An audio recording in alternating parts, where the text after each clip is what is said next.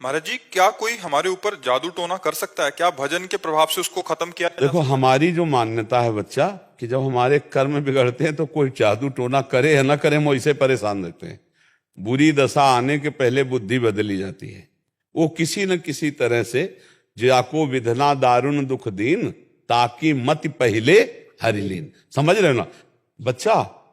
हमें जब दुख भोगना होता है तो हमारी बुद्धि ही हमें धोखा दे देती है। हमें लगता है कि किसी ने हमें कुछ कर दिया है, और कहीं इसका सपोर्ट देने वाला कोई मिल जाए कि अरे उसने तुम्हारे ऊपर कुछ कर दिया, जादू टोना कर दिया, बस जान लो फिर परेशान हो, फिर परेशानी हो जाएगी। हम तुम्हें शास्त्र की बात बता रहे हैं, को ना काहू के सुख दुख कर दाता, निज कृत कर्म भोग सुन भ्राता।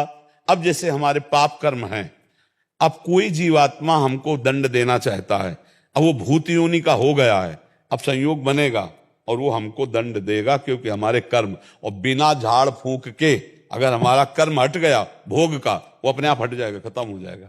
ऐसे ही रोग आ जाते हैं, ऐसे व्यक्ति से घटना हो जाती है।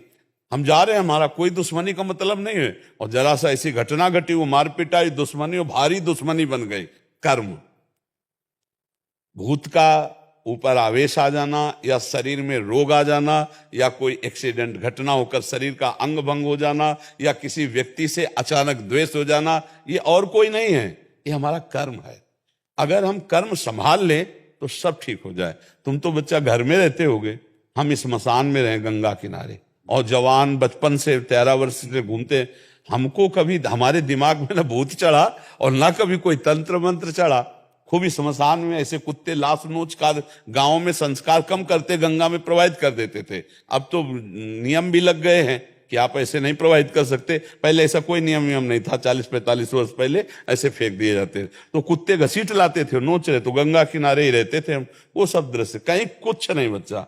अपना कर्म खराब है तो हर जगह कदम कदम पे परेशानी, और अपना कर्म अच्छा है तो इस स्मशान में भी कहीं कोई भूत नहीं मिला। समझो, इस स्मशान में भी गंगा किनारे रहने पर कोई भूत नहीं रहा। इसलिए हमें लगता है नाम जप करो और भगवान का स्मरण करने से सब ठीक हो जाता है।